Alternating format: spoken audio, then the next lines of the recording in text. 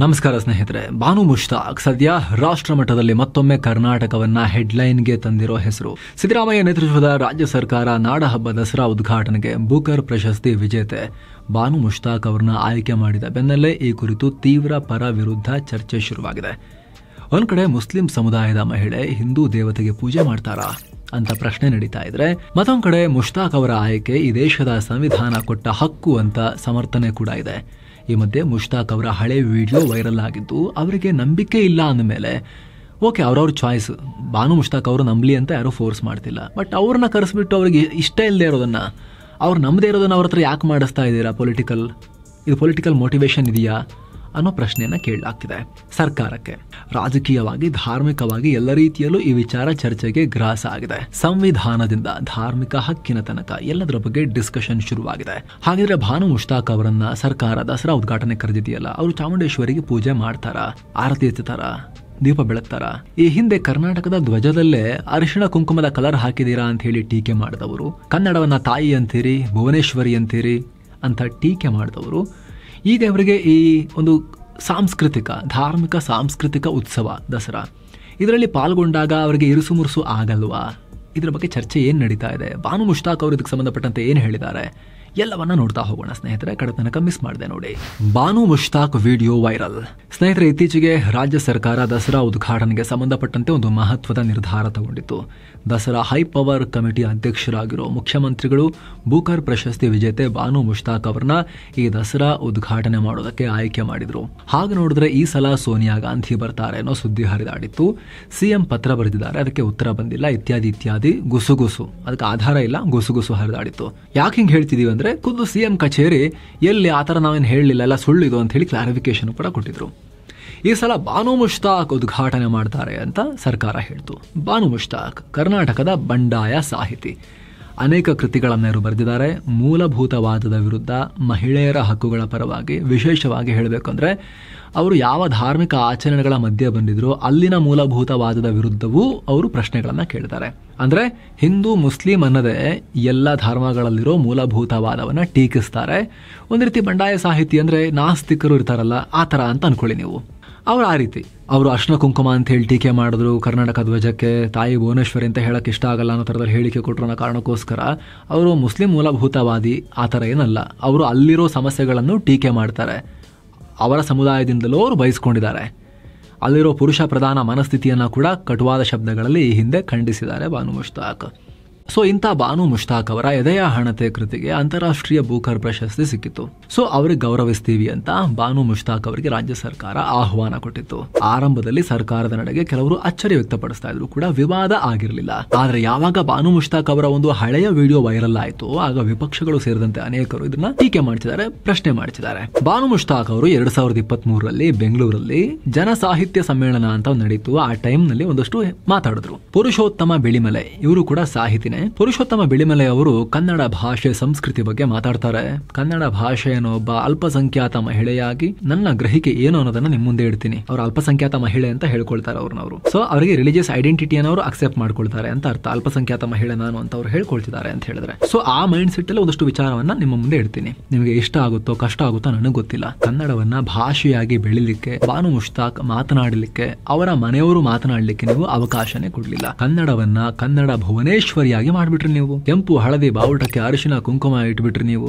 ಸಿಂಹಾಸನದ ಮೇಲೆ ಕೂರಿಸ್ಬಿಟ್ರಿ ದೇವತೆ ಮಾಡ್ಬಿಟ್ಟು ಆ ತರದಲ್ಲಿ ಹೇಳಿಕೆಯನ್ನ ಕೊಡ್ತಾರೆ. ಇಲ್ಲಿ ನಾನು ಹೇಗೆ ನಿಲ್ಲಬೇಕು, ನಾನು ಹೇಗೆ ಇನ್ವಾಲ್ವ್ ಆಗಬೇಕು ನೀವು ರೀತಿ ಮಾಡಿದ್ರೆ ಅನ್ನೋ ಪದವನ್ನ ಅವರು ಬಳಕೆ ಮಾಡಿದ್ರು. ನನ್ನನ್ನ ಹೊರಗಟ್ಟೋ ಕೆಲಸ ತುಂಬಾ ಹಿಂದಿನಿಂದಲೂ ಆಗ್ತಿದೆ ಅನ್ನೋದನ್ನ ಕೂಡ ಹೇಳಿದ್ರು. ನನ್ನ ಹೊರಗಟ್ಟುವಿಕೆ ಇವತ್ತಿಂದ ಅಲ್ಲ, ಯಾವತ್ತಿನಿಂದಲೂ ಆರಂಭ ಆಯ್ತು.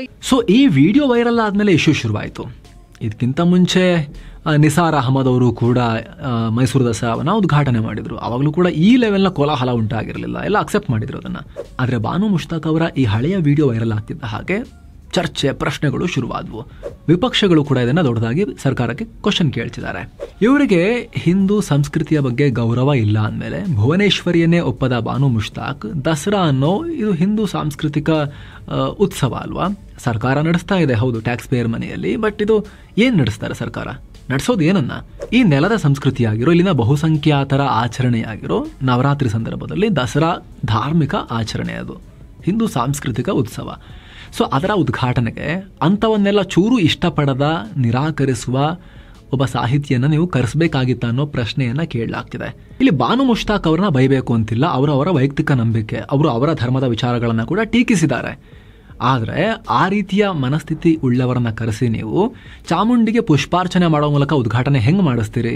ಅವರ ಒಳಗೆ ಅದು ಅವ್ರಿಗೆ ಸೂಟ್ ಆಗುತ್ತಾ, ಅವರಿಗೆ ಇಷ್ಟ ಆಗುತ್ತಾ, ಅದನ್ನ ಅವರಿಗೂ ಸರಿ ಹೊಂದುತ್ತಾ ಅವರ ಮನಸ್ಥಿತಿಗೆ ಇದು ಅನ್ನೋ ಪ್ರಶ್ನೆಯನ್ನ ಕೇಳಲಾಗ್ತಿದೆ. ಸೊ ಈಗ ಮುಖ್ಯವಾಗಿರೋ ಪ್ರಶ್ನೆ, ನಾಡ ಹಬ್ಬ ದಸರಾ ಅಂದ್ರೆ ಏನು? ಅದೊಂದು ಹಿಂದೂ ಸಾಂಸ್ಕೃತಿಕ ಉತ್ಸವನ, ಹಿಂದೂ ಧಾರ್ಮಿಕ ವಿಚಾರಗಳಲ್ಲಿ ಬರ್ತಾವ, ಇಲ್ಲ ಅದು ಸರ್ಕಾರದ ಒಂದು ಪ್ರೋಗ್ರಾಮ ಅಷ್ಟೇನಾ? ಅಷ್ಟು ಮಾತ್ರ ನೋಡಬೇಕಾ ಅನ್ನೋದಕ್ಕೆ ನೆಕ್ಸ್ಟ್ ಪಾಯಿಂಟ್. ಇಲ್ಲಿ ಸುಮಾರಷ್ಟು ವಿಚಾರಗಳು ಬರುತ್ತೆ, ನುವಾನ್ಸಸ್ ಬರುತ್ತೆ. ಇಲ್ಲಿ ಸ್ಪಷ್ಟವಾಗಿ ಕಾಣೋದೇನು? ಹಿಂದೂ ಧರ್ಮದ ಪವಿತ್ರ ದಿನಗಳಲ್ಲಿ ಮಾಡೋ ಹಬ್ಬ ಅನ್ನೋದು ಇಲ್ಲಿ ಸ್ಪಷ್ಟವಾಗಿ ಕಾಣಿಸುತ್ತೆ, ಡೌಟ್ ಇಲ್ಲ. ನವರಾತ್ರಿ ಟೈಮ್ನಲ್ಲಿ 9 ದಿನವೂ ಪೂಜೆ ಉತ್ಸವ ಎಲ್ಲ ಇರುತ್ತೆ. ಚಾಮುಂಡೇಶ್ವರಿಯ ಪೂಜೆಯೂ ಇರುತ್ತೆ, ದೀಪ ಬೆಳಗೋದಿರುತ್ತೆ, ಚಾಮುಂಡೇಶ್ವರಿಗೆ ಪುಷ್ಪಾರ್ಚನೆ ಮಾಡೋದಿರುತ್ತೆ.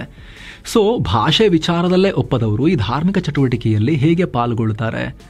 ಸಿದ್ದು ಸರ್ಕಾರ ಯಾವ ಉದ್ದೇಶ ಇಟ್ಕೊಂಡು, ಯಾವ ಇಂಟೆನ್ಷನ್ಸ್ ಇಟ್ಕೊಂಡು ಇವರನ್ನ ಕರೆದಿದೆ? ಇವ್ರ ಮೂಲಕ ಏನಾದರೂ ಅಜೆಂಡಾ ಇಟ್ಕೊಂಡಿದೆಯಾ ಅನ್ನೋ ಪ್ರಶ್ನೆಯನ್ನ ಈಗ ಕೇಳಲಾಗ್ತಿರುವಂಥದ್ದು. ಆದರೆ ಸರ್ಕಾರದ ನಿರ್ಧಾರದ ಪರ ಇರುವ ಮತ್ತು ಬಾನು ಮುಷ್ತಾಕ್ ಮಾಡಲಿ ಪರವಾಗಿಲ್ಲ ಅಂತ ಹೇಳೋ ಒಂದು ಥಿಯರಿಯನ್ನು ಮುಂದಿಡ್ತಿರುವವರ ವಾದ ಏನು, ಅದನ್ನು ಕೂಡ ನಾವು ನೋಡ್ತಾ ಹೋಗೋಣ. ನಾಡ ಹಬ್ಬ ಇದು, ಅಂದ್ರೆ ನಾಡಿನ ಹಬ್ಬ, ಒಂದು ಧರ್ಮಕ್ಕೆ ಸೀಮಿತವಾಗಿಲ್ಲ ಅನ್ನೋ ವಾದವನ್ನ ಮುಂದಿಡ್ತಾರೆ. ಖುದ್ದು ಸರ್ಕಾರದ ಗೃಹ ಮಂತ್ರಿ ಡಾಕ್ಟರ್ ಜಿ ಪರಮೇಶ್ವರ್ ಈ ರೀತಿ ಹೇಳಿಕೆ ಕೊಟ್ಟಿದ್ದಾರೆ. ಅಲ್ಲದೆ ಸರ್ ಮಿರ್ಜಾ ಇಸ್ಮಾಯಿಲ್ ದಿವಾನ್ ರಾಗಿ ದಸರಾ ಮಾಡಿದ್ರು, ನಿಸಾರ್ ಅಹಮದ್ ದಸರಾ ಉದ್ಘಾಟನೆ ಮಾಡಿದ್ರು. ಇದಕ್ಕೆಲ್ಲ ತಕರಾರು ತೆಗಿಬಾರ್ದು, ಚಾಮುಂಡಿ ತಾಯಿ ನಂಬ್ತಾರೆ ಬಿಡ್ತಾರೆ, ಅದು ಅವ್ರಿಗೆ ಸೇರಿದ್ದು, ಇದು ಊರ ಹಬ್ಬ, ಎಲ್ಲರೂ ಸೇರಿ ಮಾಡಬೇಕು ಅನ್ನೋ ಒಂದು ಉತ್ತರವನ್ನು ಅವ್ರು ಕೊಟ್ಟರು. ಇನ್ನು ಸಿದ್ದರಾಮಯ್ಯ ಆಪ್ತ ಬಳಗದ ಮಂತ್ರಿ ಮಹದೇವಪ್ಪ ಅಂತೂ, ಮೈಸೂರಿನವರೇ ಆಗಿರೋ ಮಹದೇವಪ್ಪ ಅಂತೂ ಇದು ಧಾರ್ಮಿಕ ಆಚರಣೆನೇ ಅಲ್ಲ ಅನ್ನೋ ಹೇಳಿಕೆಯನ್ನು ಕೊಟ್ಟರು. ನಮಗೆ ಸಂವಿಧಾನವೇ ಪರಮೋಚ್ಚ, ಇದು ಸಾಂಸ್ಕೃತಿಕ ಜೀವನವನ್ನು ಅಭಿವ್ಯಕ್ತಿಗೊಳಿಸುವ ನಾಡಹಬ್ಬ, ಇದು ಧಾರ್ಮಿಕ ಆಚರಣೆ ಅಲ್ಲ, ಇದು ನಾಡಹಬ್ಬ, ಇದರಲ್ಲಿ ದೇಶದ 140 ಕೋಟಿ ಜನರು ಭಾಗಿಯಾಗಬೇಕು, ಈಶ್ವರ ಅಲ್ಲಾ ತೇರೆ ನಾಮ್ ಅಂತ ಗಾಂಧಿ ಹೇಳಿದ್ದಾರೆ. ಸೊ ಅದಕ್ಕೆಲ್ಲ ವಿರೋಧ ಮಾಡಬಾರದು ಅನ್ನೋ ನಿಲುವನ್ನು ಅವ್ರು ವ್ಯಕ್ತಪಡಿಸಿದ್ರು. ಆದ್ರೆ ಇಲ್ಲಿ ಗಮನಿಸಬೇಕಾಗಿರೋ ಒಂದು ವಿಚಾರ ಅಂದ್ರೆ, ನಿಸಾರ್ ಅಹಮದ್ ಅವ್ರ ವಿಚಾರದಲ್ಲಿ ಅವ್ರು ಯಾವತ್ತೂ ಕೂಡ ಒಬ್ಬ ನಾಸ್ತಿಕ, ಎಲ್ಲ ಧರ್ಮಗಳನ್ನು ನಾನು ಒಪ್ಪಲ್ಲ, ಯಾವುದೇ ಧರ್ಮವನ್ನು ನಾನು ಒಪ್ಪಲ್ಲ, ಯಾವುದನ್ನು ಫಾಲೋ ಮಾಡಲ್ಲ ಅಂತಲೂ ಅವ್ರು ಯಾವತ್ತೂ ಹೇಳಲಿಲ್ಲ. ಅಥವಾ ಒಂದು ಧರ್ಮವನ್ನು ಮಾತ್ರ ಫಾಲೋ ಮಾಡ್ತೀನಿ, ಇನ್ನೊಂದು ಧರ್ಮವನ್ನು ಗೌರವಿಸಲ್ಲ ನಾನು, ಅದಕ್ಕೆ ನಂಗೆ ಪ್ರಾಬ್ಲಮ್ ಆಗುತ್ತೆ ಅಲ್ಲಿ ಹೋಗಿ ಪಾಲ್ಗೊಂಡ್ರೆ, ನನಗೆ ನನ್ನ ಧಾರ್ಮಿಕ ನಂಬಿಕೆಗೆ ಅಡಚಣೆ ಆಗುತ್ತೆ ಅನ್ನೋ ನಿಲುವನ್ನು ಕೂಡ ಯಾವತ್ತೂ ಅವರು ವ್ಯಕ್ತಪಡಿಸಿರಲಿಲ್ಲ. ಬದಲಾಗಿ ಅವರು ಕನ್ನಡಮ್ಮನನ್ನ ತಾಯಿ ರೀತಿ ಒಪ್ಕೊಂಡು ಬರೆದಿದ್ದಾರೆ. ಕನ್ನಡದ ತಾಯಿ ಭುವನೇಶ್ವರಿ ಅಂತ ನಿತ್ಯೋತ್ಸವದ ಕವಿತೆಯನ್ನ ಕೂಡ ಬರೆದಿದ್ರು. ಸೊ ಕಾಂಟ್ರಾಸ್ಟಿಂಗ್ ವ್ಯೂಸ್ ಇದೆ ಇವ್ರದಕ್ಕೂ, ಬಾನು ಮುಷ್ತಾಕ್ ಅವ್ರಿಗೂ, ನಿಸಾರ್ ಅಹಮದ್ ಅವ್ರಿಗೂ. ಸೊ ನಿಸಾರ್ ಅಹಮದ್ ಅವ್ರು ಬಂದಾಗ ವಿವಾದ ಆಗಿರಲಿಲ್ಲ. ಬಾನು ಮುಷ್ತಾಕ್ ಅವರು ನಿಮಗೆ ಮೇಲೆ ಹೇಳಿದ್ವಲ್ಲ ಅಂಶಗಳು, ಆ ರೀತಿ ಹೇಳಿಕೆಗಳ ಕಾರಣಕ್ಕಾಗಿ ಜಾಸ್ತಿ ವಿವಾದ ಆಗ್ತಿದೆ. ಅದಕ್ಕಿಂತ ಮುಂಚೆ ಇವ್ರದ್ದು ಕೂಡ ಬಹಳ ವಿವಾದ ಆಗಿರಲಿಲ್ಲ. ಬಾನು ಮುಷ್ತಾಕ್ ಏನ್ ಹೇಳಿದ್ದಾರೆ ಇದಕ್ಕಾಗ, ಅವ್ರ ಹತ್ರ ಹೋಗಿ ಸಂಪ್ರದಾಯದ ಪ್ರಕಾರ ಬಾಗಿನ ಕೊಟ್ಟಾಗ ಅದನ್ನ ತಗೊಂಡ್ಮೇಲೆ ಅವ್ರು ಏನ್ ಹೇಳಿದ್ರು ಅಂದ್ರೆ, ದಸರಾ ನಮ್ಮೆಲ್ಲರ ನಾಡ ಹಬ್ಬ, ನಾಡಿನ ಹಬ್ಬ, ನೀವು ಚಾಮುಂಡೇಶ್ವರಿ ಅಂತೀರಿ, ತಾಯಿ ಅಂತೀರಿ, ನಾಡ ಹಬ್ಬ ಅಂತೀರಿ, ಓಕೆ, ನಿಮ್ ಫೀಲಿಂಗ್ ನಾನು ಗೌರವಿಸ್ತೀನಿ, ಈ ವಿವಾದಕ್ಕೆ ಸೂಕ್ತ ಜಾಗದಲ್ಲಿ ಸೂಕ್ತ ಉತ್ತರ ಕೊಡ್ತೀನಿ ಅಂತ ಹೇಳಿದ್ದಾರೆ. ಸೊ ಇವಿಷ್ಟು ವಿಚಾರ ಇದೆ. ಇದಕ್ಕೆ ಸಂಬಂಧಪಟ್ಟಂತೆ ನಿಮ್ಮ ಒಪಿನಿಯನ್ ಏನು ಅದನ್ನ ಕಾಮೆಂಟ್ ಮಾಡಿ ತಿಳಿಸಿ. ಮತ್ತೆ ಭೇಟಿ ಆಗ್ತಿರೋಣ. ನಮಸ್ತೆ.